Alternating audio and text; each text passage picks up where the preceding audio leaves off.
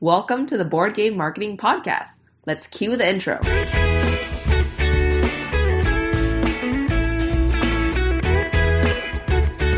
This is the #1 podcast to learn marketing strategies for your board game. Whether you're just starting on your first game or an experienced designer, you've come to the right place. My name is Nalin, and let's talk marketing for your game.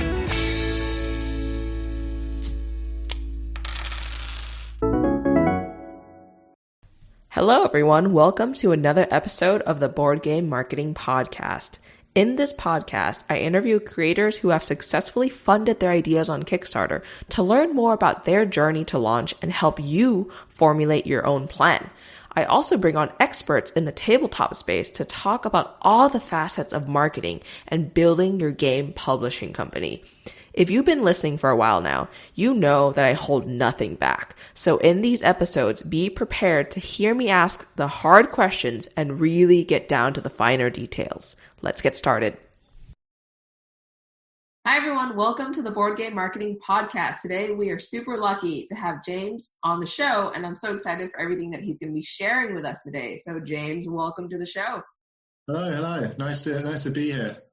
Awesome. Well, I'd love it if you could tell us a little bit more about yourself and also about the game before we get into the details here. Okay, so I'm James Faulkner. I am half of Stone Sword Games, which has only existed since, I think it's the end of 2018. I'm basically like a total amateur. I came from this being a lifelong gamer. So since I think age like 5 or 6, my dad brought home the Games Workshop Christmas catalogue. And that was kind of it, really. So I've kind of been like a full addict ever since for all sorts of games. I met my business partner, Paul Allen, in late 2018. And I joined on I think we were just kind of messing around creating a game. With a third person, and we decided, like, why don't we do this for real? I'm kind of impulsive, and I'll kind of do whatever I think is a good idea at the time. So I kind of went on Company's House that night, and I set up a company, paid my £8, and the rest kind of is history.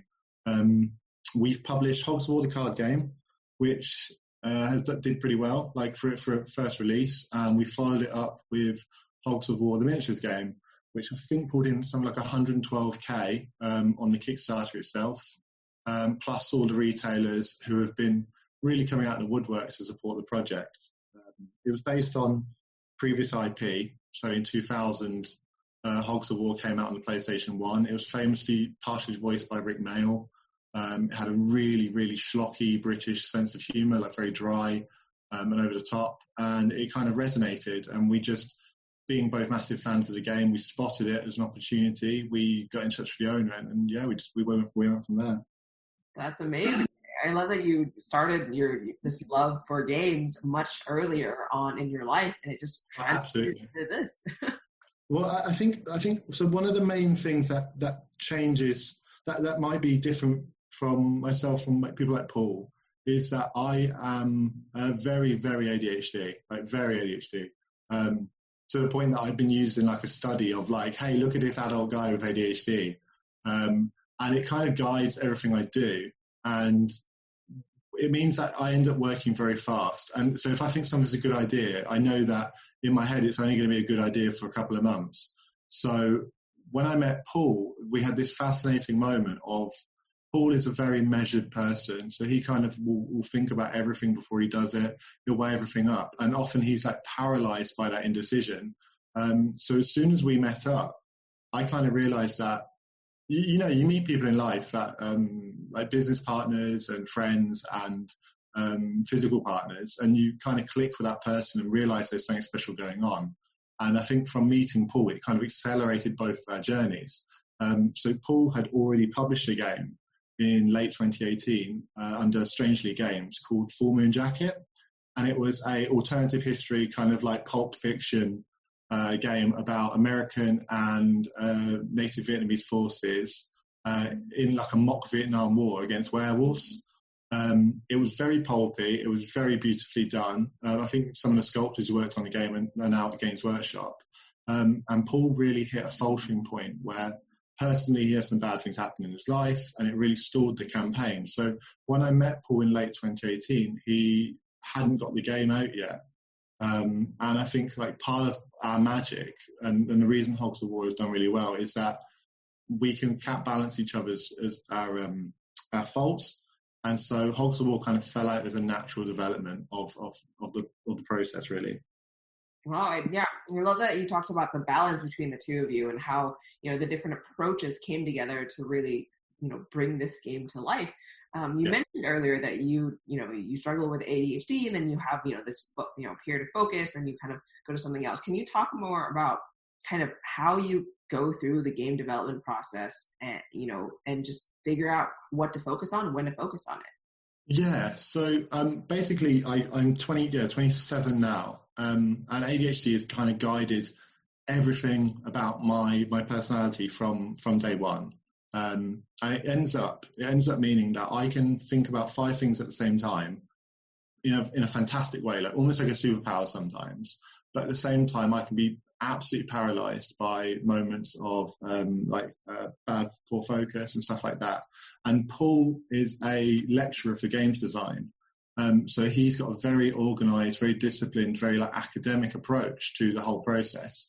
And what we found out that when you put both of us together as halves in the company, you end up covering a lot of strange bases, really.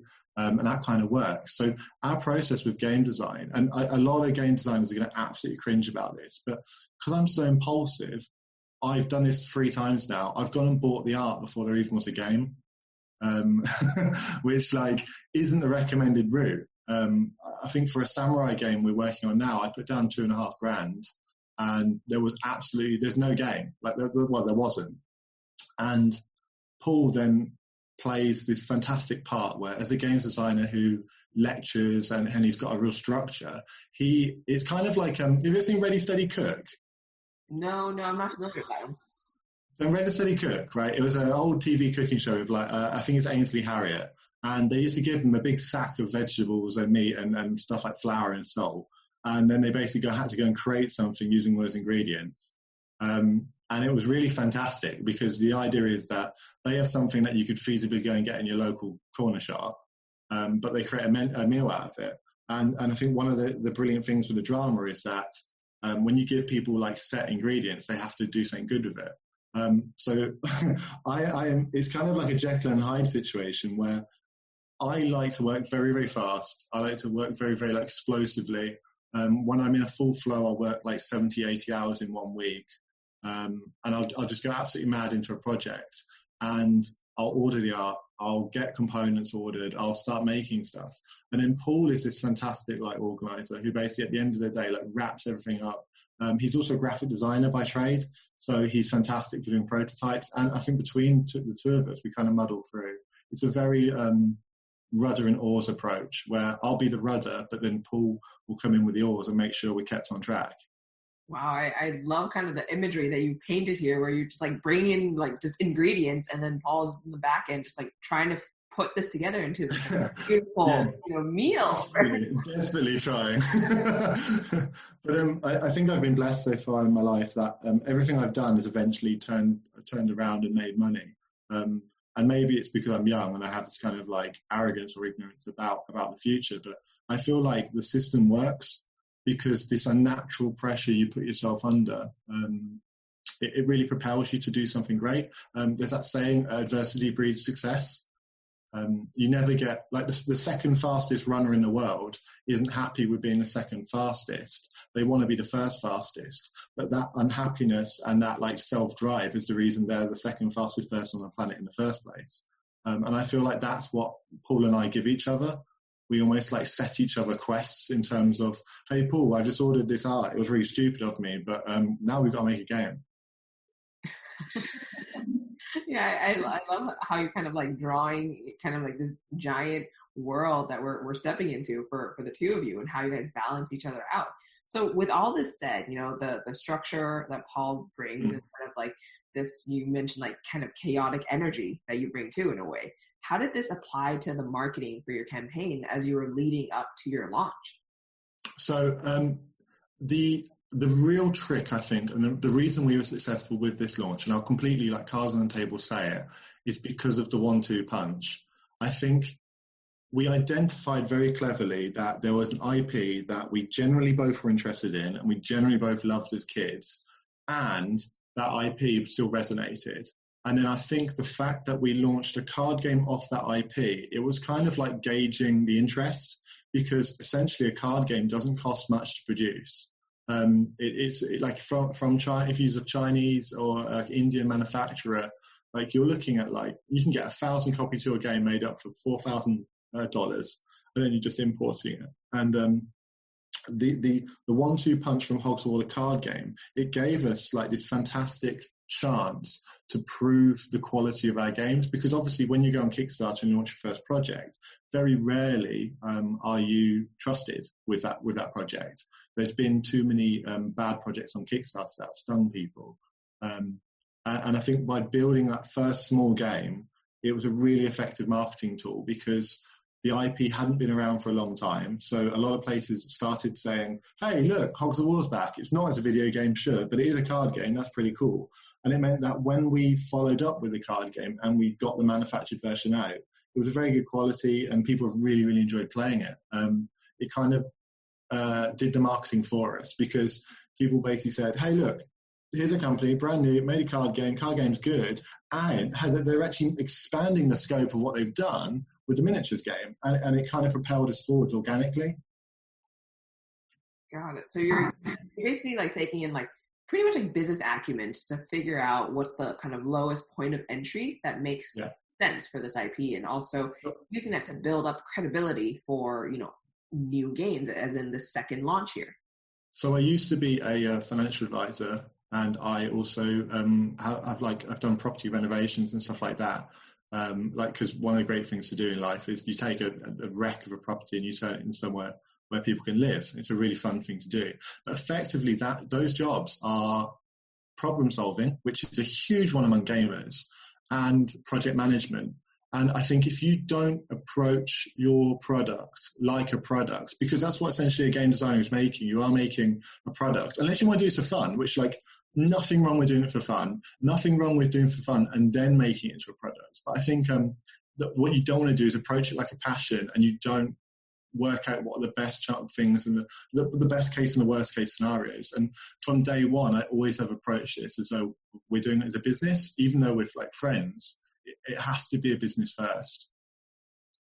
Got it. Yeah, that makes a lot of sense here. So from here, with all these kind of lockstep things that were going on with the first campaign and the second campaign, how did you kind of leverage those fans from the first campaign into the second one? Were you kind of sending them emails every so often, telling them, hey, there's another one coming after they've received their first game? Were you just kind of like building that social media presence? Like, how did you kind of communicate that with them?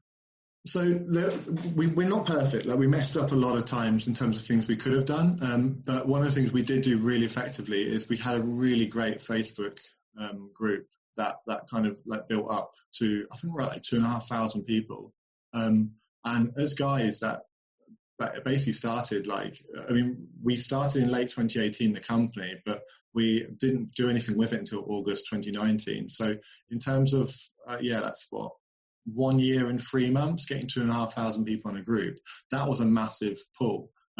People always say like email newsletters are still really, really good. I'm not convinced. I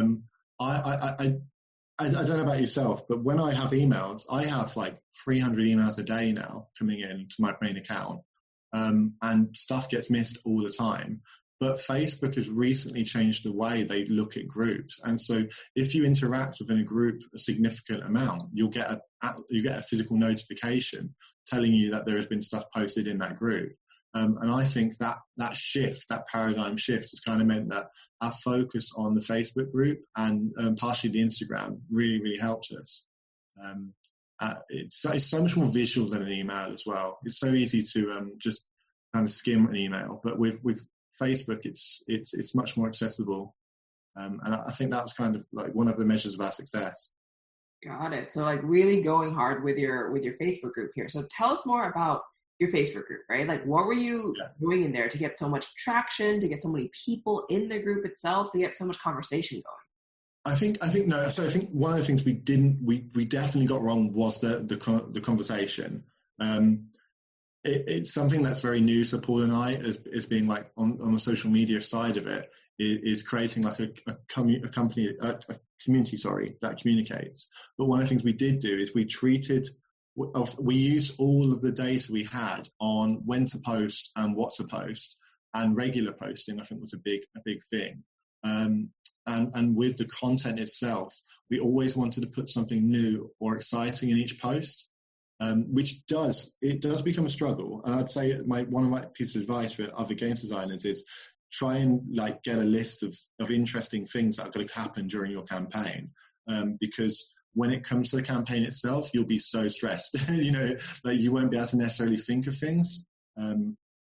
We definitely nailed that spacing and that content creation. Creating a community is something completely different. It's a very hard thing to do. But what we did do, I think we did quite well. Great. Yeah, so in the Facebook group, you mentioned that there's some content that you should be kind of putting out and kind of talking to people and spurring up the conversation. You ended up getting about over 1,000 people to back your second game here. Did most of those people come from the Facebook group, you think, or where are these people coming from? How are you kind of building up this community of people to kind of funnel them in? I think one of the strongest things Hogs of War has is that it's a very fondly remembered IP. And I think the ability to use lookalike audiences on Facebook was massive. We did use BackerKit for marketing during the campaign, and we ended up beating them on every single metric, just doing it ourselves. And one of those things was that once we had the card games, this is going back to this idea of the 1-2 punch. Once we had the card game, we had 680 backers on the card game. And since then, we've had 300, 400 sales. So we have a really good idea of what backers look like. And we know as well, where the percentages sit. So, for example, we know that X% are aged between, a very specific sample, between 30 and 34. And then the outliers line groups shrink down. So when it came to advertising for the second game, we already had basically used the first game to do our market research. So we just used lookalike audiences, and it was just really, really effective. Okay. So were you doing this in the pre-launch period too, to build up your group of people, or was this just during the campaign where you started those advertising? No, so the newish, I say newish, it's 2 years old, isn't it? The feature of having Kickstarter followers. We had internal goals of what we wanted to achieve with that. As to the point of, I said to Paul, if we don't hit this number, we're gonna push the campaign down the road.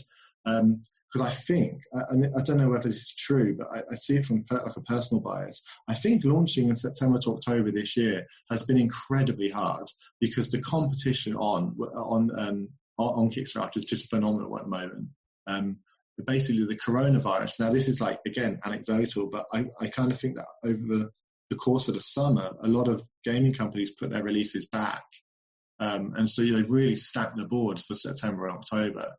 So kind of working with that first game as a perfect audience, it really, really propelled us.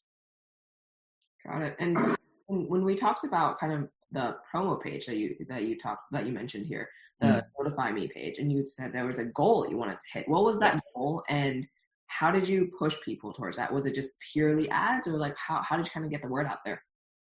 So the goal, I believe, was 1,000, because we looked at several popular games that had done quite well, and we worked out that 1,000, because it's an IP, we expected higher than usual draw. So we expected 20% conversion instead of the usual 10, which turned out completely accurate. And then we obviously you anticipate there's that organic flow from Kickstarter as well, with just people noticing your product. So 1,000 kind of led us to, we thought we'd get 200 backers, and then that would double to 400. So we were looking at, I believe it was about 40 grand, which we know that 40 grand, the game wouldn't expand too much. It would be pretty manageable. With the pre-launch page, how we push people there, we kind of ignored the going advice. And I don't know, it's one of these things where marketing really is a black art. It really is dark art.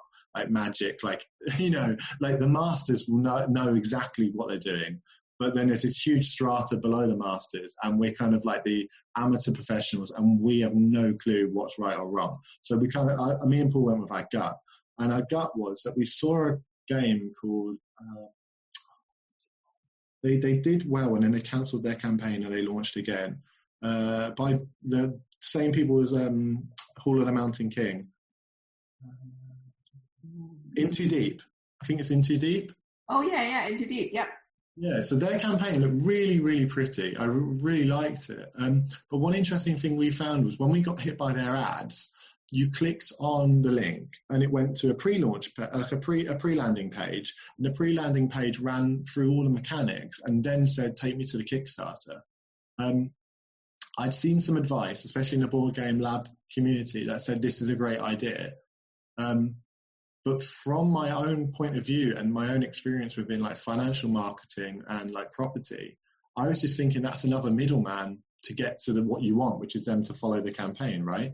So we decided to bin that off, and we decided to go in like cold and just ride on. We had the principal mechanics in the byline, so the little bit of text after the title. We said like, it's got base building mechanics, it's got solo, it's got up to 4 players. And then we just ran with that. So when people clicked on our advert, so we ran Facebook ads, people clicked on our advert, they went straight to the Kickstarter page and pressed that button. And we got a hell of a lot of followers in the end, way more than we kind of expected to get.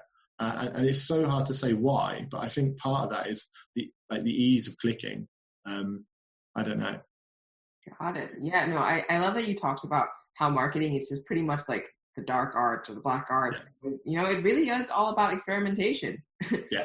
Day in and day out, just like going out there and figuring out what works for you. And also, really stupid stuff can work. Like, that's the thing with marketing, how there is no like correct answer. So if you told me, like, if you're an accountant, there is exactly a way to file your accounts correctly. Like, there is a legal, complicit way of doing it correctly. If you're a chef, like looking at like another job, a chef, completely the opposite. Like, you can with the same ingredients produce a complete lot. I think marketing is much more, like, people use a lot of algorithms and logarithms and stuff and data sets within marketing, but actually, like, if you don't have the resources to access that level of data, like, it really is like, it's more like being a chef. You're really just combining available ingredients to make something that works, and sometimes it will go wrong and sometimes it will go right.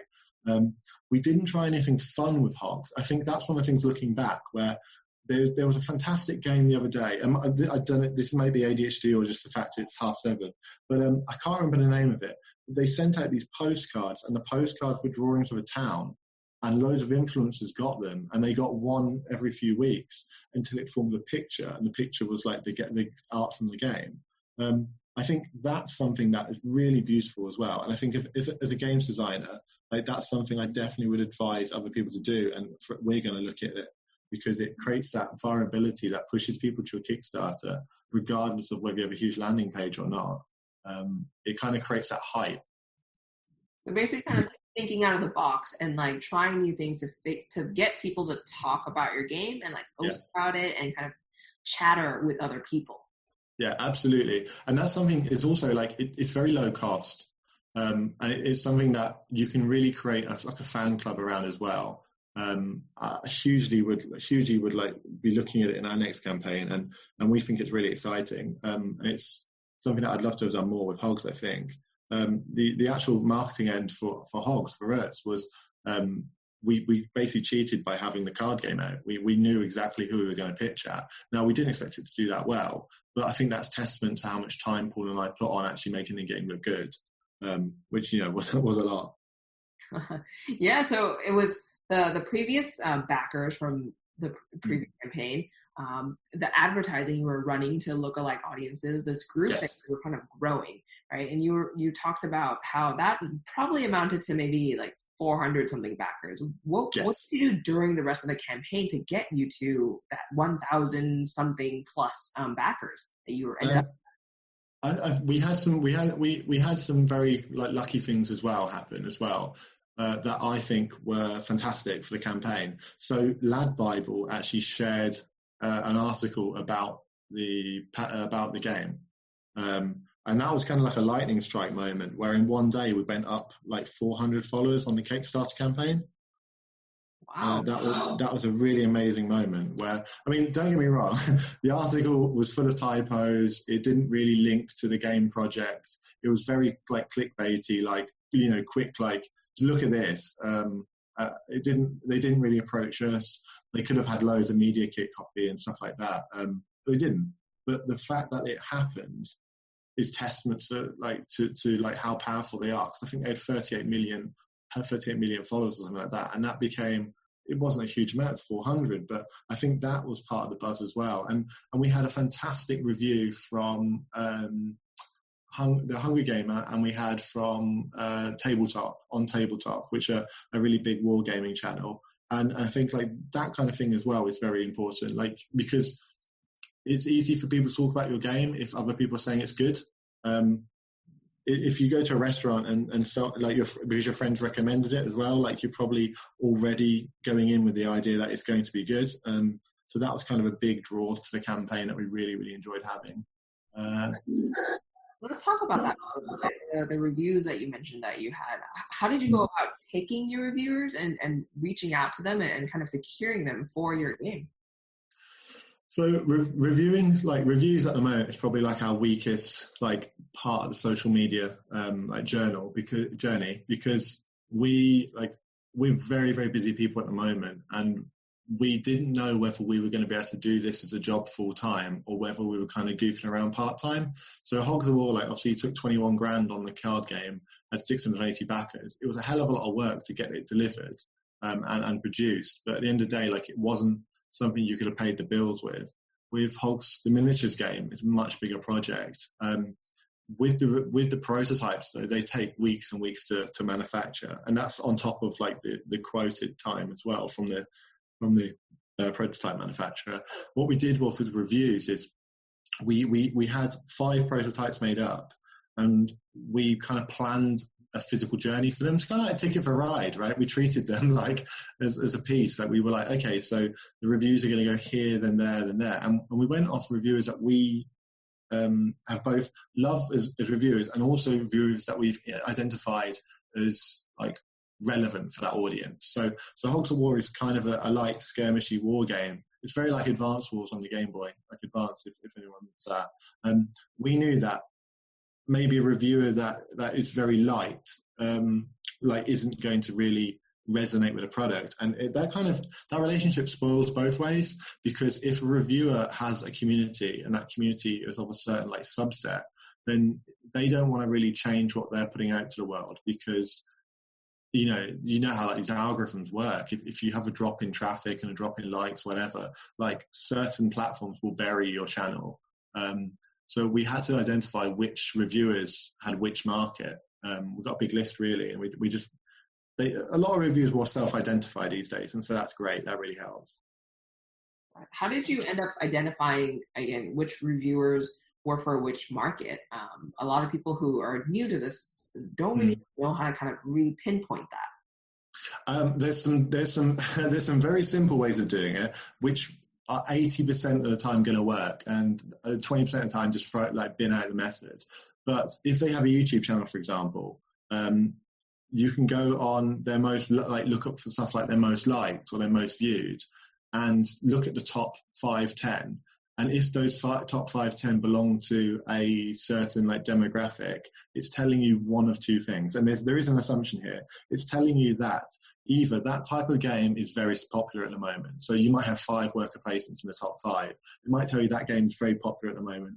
And that's a conclusion you can draw from it. The alternative conclusion is that reviewer's captive audience loves worker placements. And so if you're creating a worker placement, they're probably a good call to make.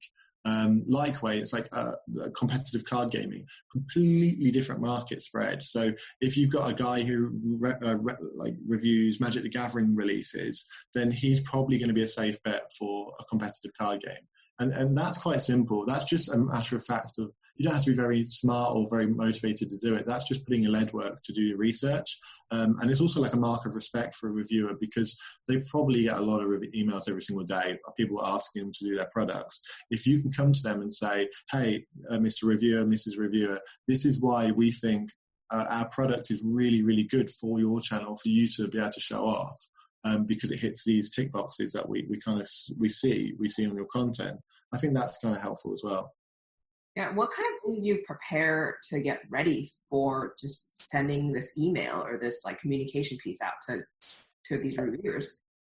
I think like one of the key things to do is understand that reviewers are a business, and also don't be like, there's kind of a thing within the community that you want to definitely make sure you're not doing, which is you don't want this false positive attitude. And you can't wing stuff off that. Like, for example, at Hungry Gamer, we went to him like arms open, really, because when you watch his content, he's very, he's not biased at all. Like, if he doesn't like something, he'll just tell you.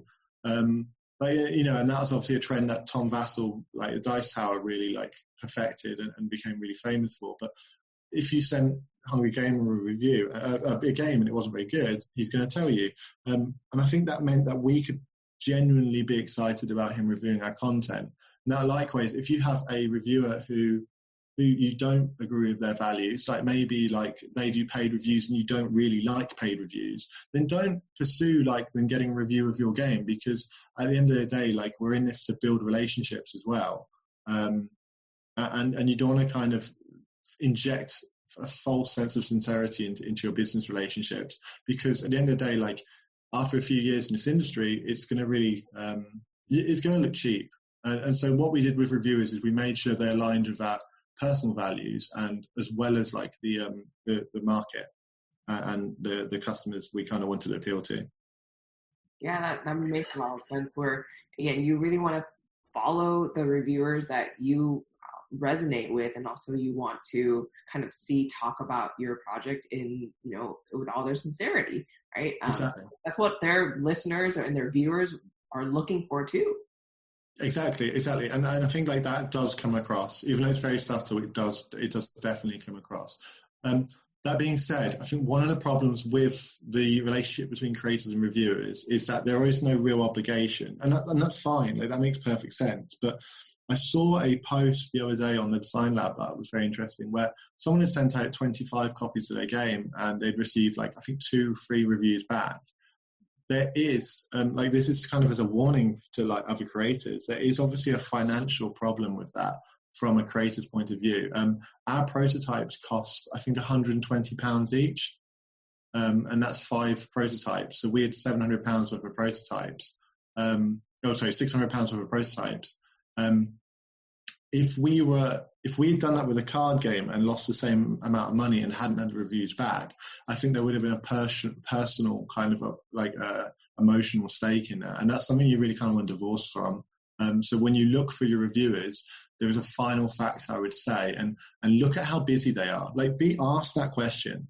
Like, really do ask, and ask for a genuine answer. It's something I get in the building trade quite a lot, where a plasterer will say, for example, he can do a job. And then you're added to a queue that's 6 weeks long, and 4 weeks in, you're pissed at him and he's pissed at you and no work's been done. It's the same thing with reviewers. If you see a reviewer and he's absolutely smashing it out of the gate, like he's doing like a review every day, they're getting loads and loads of views, generally just be a human being to him and ask, like, how much have you got on your plate, and would you be able to give this game a time of day? Because if he doesn't do a review of your game, who is in the right there to be angry? Yeah, that's a really, really important point too, especially because there are, some of these reviewers who, again, are like making a name for themselves, and a lot of people want to get in touch with them. Yeah. So bringing that up, just like the capacity to like do something for the game in the right amount of time makes a lot of sense. Absolutely. And I think that's it's a really interesting point about the board game industry as well, where it's not centralized. There's not like unions or guilds, or there's no like professional conduct or anything like that. So when you are giving someone a copy of your game, which is your baby, to review, like, there has to be an understanding from ourselves as creators as well that there is nothing beholden on the reviewers. They are being given a free thing to do a free review, and that review is going to be honest, and that's kind of all you need. And sometimes you're not going to get your review copy back, and sometimes you are. So that's something that, like, I would say we always keep in mind now, and in the future definitely it's something for other creators to think about. Got it. Yeah. So out of all of these things that you were doing, nurturing your Facebook group, talking to your previous backers from the previous campaign, and like advertising, what do you think was kind of the most effective method to kind of get people hyped and backing your project? So I think I'll split that into two bits. I think where to focus on from like a purely business point of view. Like if I had like £1,000 and I had to spend it in marketing, it's Facebook ads, like 100%. The way you drive hype is by doing engaging Facebook ads that people like and it resonates with your audience. And that will blow the doors off almost any other type of cross marketing, just because Facebook is such a powerful tool. It straddles like countries, it straddles economies, it straddles like homogenous groups like across the world. It's just this great unifier for good or bad. So if I had to just focus on one thing and I could only do it very well, I'd be Facebook ads. But that kind of attitude is not something as a game creator you want to focus on completely, because it is dull. And it does take the human out of game design, and the human in games design is part of the most beautiful part of this industry, is that there is an element of like culture around, hey, I know that guy, he makes that game and that game's great and I'm going to buy his stuff. And hey, I know that guy, he donated to a lots of charity when he made that game. It was beautiful. Like there's amazing things like that. So from a personal point of view, like away from just like the business side, I think one of the most effective ways you can market is interacting with fans and building like that fan community. When you know people like your games, why don't you treat those people just like not unfairly like better, but like why don't you give them like a little spice to kind of say thank you for being along with us in our journey. I like how you broke it up into two different parts there, the paid ad stuff and kind of like the more, I guess, like organic kind of touchy-feely stuff, relationship forming stuff, right? Yeah, well, because you've got to, because if someone tells you that their best advertising stream is something strange, like they talk to every fan on Facebook Messenger and they talk to them all individually and they don't put a penny on marketing, that person is someone who is frankly like they're not making the most out of their product, because ultimately like putting money on stuff works. That's why Coca-Cola and like Pepsi put billions of dollars onto their product advertising. But as a games creator, if that's the only thing you're thinking of is putting money on advertising, then I think eventually you're going to burn out in this industry, because frankly, it is nice to have people interact with you and talk about your product. Like it is a great feeling. Yeah, absolutely. From your perspective, how are you and Paul kind of doing this to build up that like hype, that one-on-one relationship, that kind of community around your game? So one of the important things I think is we take like a great pride in our customer service. So I think this comes from, we're both workaholics, so it doesn't faze us too much. But if people message on a Sunday, we'll come back to them with like, which is okay. This might be a bad thing because a lot of people say you have to set like work boundaries so it doesn't invade your life. But at the end of the day, like we like to talk to people a lot. Like if someone comes on to us for a Sunday and they've got a rules question about Hogs of War, happy to answer it. Like happy to talk about it. We're very no quibble. We have a no quibble policy kind of behind closed doors. We've never had a refund, like ever, I don't think. And there was one guy who basically couldn't afford it and we just gave it him. But other than that, we've had no like angry refunds. And when it comes to damaged boxes, damaged kit, we just send it out, like no questions asked. And I think doing that on the first game meant that going into the second launch, people really had this fantastic attitude. We had a lot of great comments saying like, these guys are great. Like even if like you think the game's like one way or the other, like these guys are great. And we had a few people commenting on the ads when they saw them. So we had the ads went out, and we had people coming back to us and saying, like, these guys have got great customer service. I'm sure this game's going to be great. And from the outside perspective, like, you're probably thinking, oh, that guy's James's uncle or something. But they were just random fans that have just really, really, really engaged with what we're trying to do. So pretty much kind of like the golden rule, right? Like treat others like you would want to be treated, and just really make sure that your customers are pretty much like treated like family in a way, right? If you're absolutely. I think it's a difficult one. But I definitely think the golden rule of treat others as you want to be treated is really important. And I think we have to keep in mind what that actually means. Because sometimes, like, things can come up that are out of either side's control as well. And I think there's a bit of like a adjustment in that rule to, like, you want to maintain your company image, but also your profit line. But I think when you play the long game and you're thinking, like, I'm going to build a brand image here, it's a lot of things that you see games designers come undone with aren't worth it. Have you ever seen, like, for example, in a board game group, when just things get nasty, and you just think, like, these are two creators that are both, like, putting bread on the table from their business. Like, there is a degree of walk away, but there's also a degree of, like, crabs. Have you heard of a crabs in a bucket mentality? No, I haven't heard of that one. So the idea is, if you put a load of crabs in a bucket, they could easily start climbing out by, like, making a chain and stacking on each other, and at least a few of them would get out, right? But what happens is they start attacking each other until no crabs are left alive. Kind of morbid, I know, but when you consider that Monopoly still outsells every other board game, like 9-1 or something crazy, I think, like, the great thing about this industry is that we can all help each other as well, and that includes fans, and that includes creators, and that attitude is something really important to ride with. Yeah, and I think that is a great, like, thing to talk about here in the industry too, because coming into the industry, like, everyone was so open and friendly and really helpful in this whole kind of industry that is very different from everywhere else, right? And you came from a financial background. I'm sure it really wasn't like that. So finance is different. It's weird. When you've made it, you've made it. So everyone's really friendly. Actually, some of the friendliest people I've ever met are in finance. And the reason is because there is no threat there.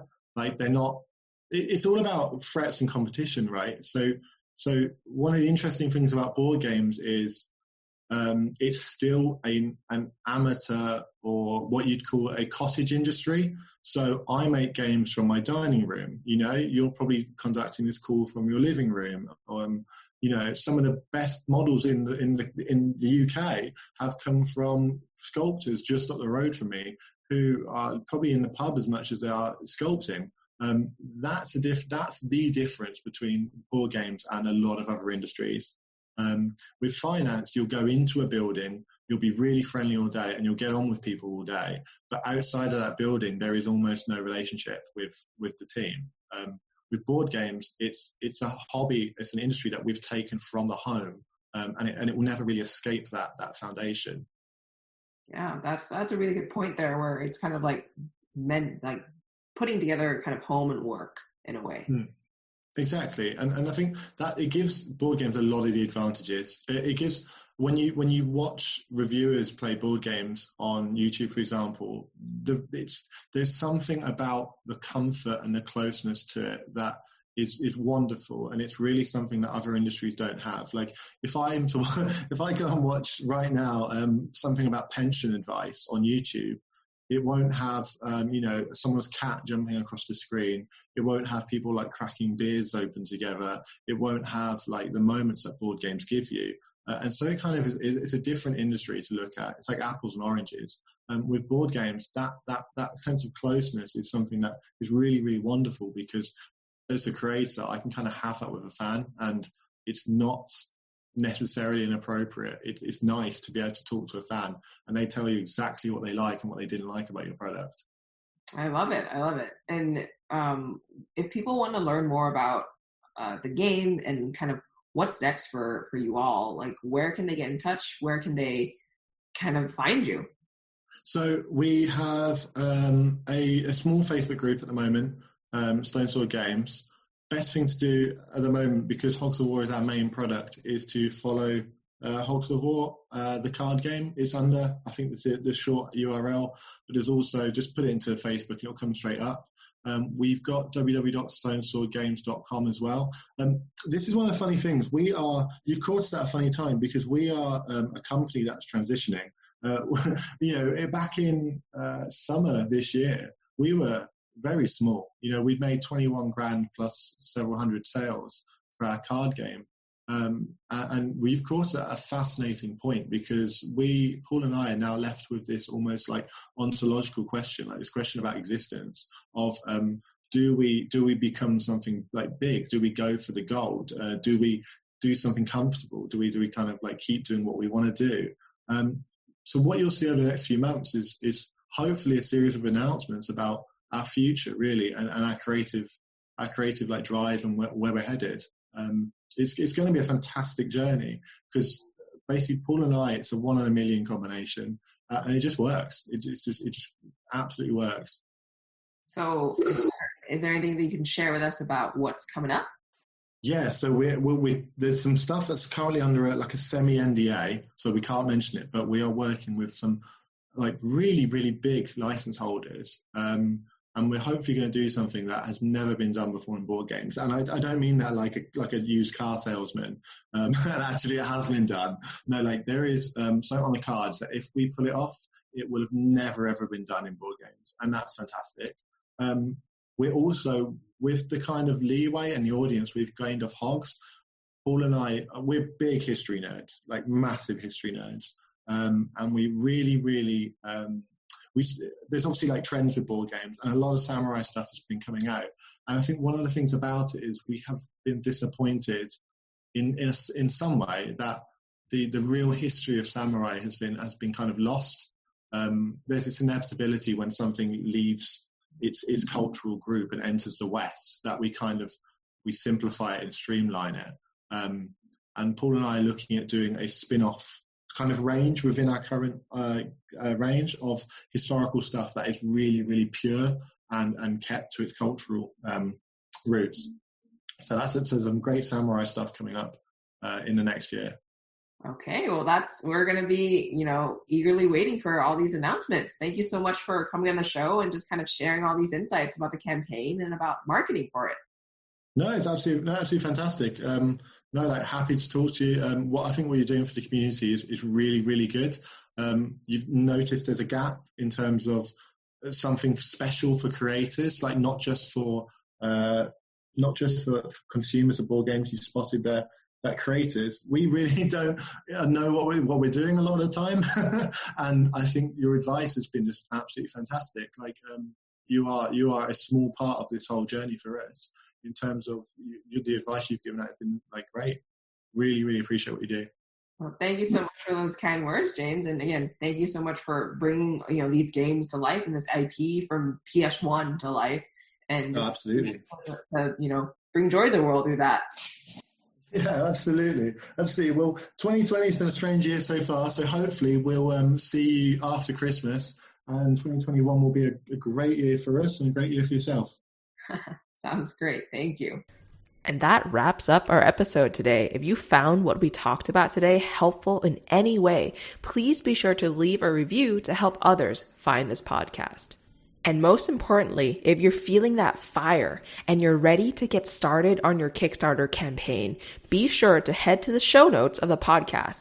I've linked some of my resources that others have used to successfully launch and get funded. Thanks for listening to this episode of the Board Game Marketing Podcast. For daily tips and advice, find us in the Board Game Marketing group on Facebook. See you next week.